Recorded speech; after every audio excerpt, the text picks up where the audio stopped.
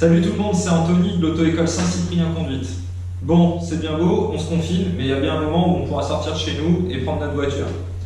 La question de code aujourd'hui concerne une insertion sur une voie rapide.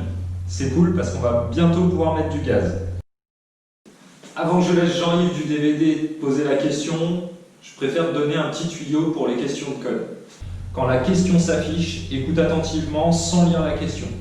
Regarde surtout les éléments et les informations qu'il y a sur la photo et relis la question à la fin si tu en as besoin. Bon allez Jean-Yves, c'est à toi, on t'écoute. Question numéro 4. Je change de voie immédiatement. Oui, réponse A. Non, réponse B. Je continue à accélérer. Oui, réponse C. Non, réponse D. Ici, avant de prendre la moindre décision, on va commencer par bien observer l'environnement. Déjà, visiblement la voiture que tu conduis sur la photo, c'est pas une Ferrari, mais c'est pas non plus une 2 chevaux. Ensuite, devant toi, tu as une voie d'insertion qui fait au moins 100 km. D'accord? Donc tu as de quoi laisser surgir les 100 chevaux qui sont sous ton capot.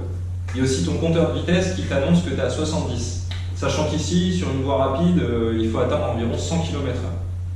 Alors tu oublies tout de suite l'idée de t'insérer immédiatement, et je dis pas ça seulement parce qu'il y a une voiture noire juste à côté de toi. Non Kiki, là tu vas me faire le plaisir d'utiliser la longueur de la voie pour arriver avec une allure adaptée.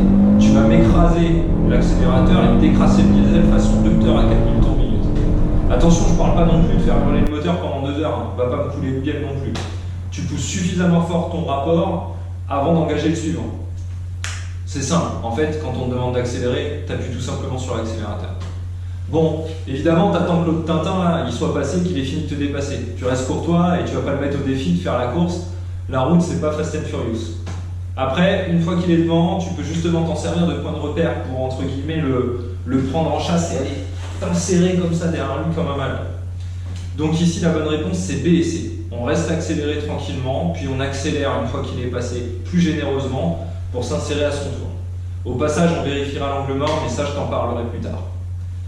D'expérience, je commence à connaître un peu les erreurs que vous faites à hauteur des voies d'insertion, les petits. Il y a toi avec le regard fixe, en mode je fixe mon rétro et je me retrouve tout stressé.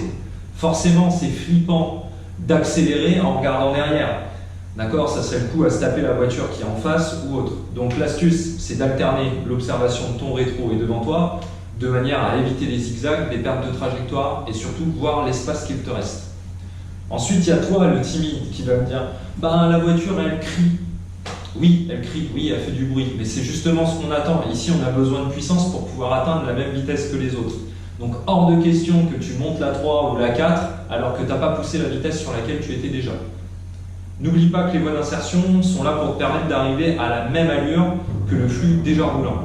Donc, pour obtenir cette allure, tu accélères bien et une fois que tu l'as, ça va te permettre de trouver ta place beaucoup plus facilement. C'est pas simple actuellement pour les auto-écoles avec toutes ces mesures gouvernementales. Là encore aujourd'hui, on ne sait pas dans quelles circonstances on peut encore vous accueillir. Visiblement, on pourrait encore vous emmener aux examens. Toujours est-il que pour vous emmener aux examens, il faut que vous soyez prêts, donc il faut qu'on puisse vous donner des leçons. Pour ma part, j'ai décidé de ne plus accueillir de public dans l'auto-école, mais je vais continuer à vous faire ces petites vidéos en espérant que ça puisse vous aider par la suite pour continuer à apprendre. N'hésite pas à aller sur ma page Instagram, sur ma page Facebook aussi, à poser des questions, à liker ou alors à faire des remarques si tu aimerais que j'aborde d'autres sujets. C'est tout ce que je peux vous dire pour le moment. J'espère que ça vous a plu. Salut, bisous.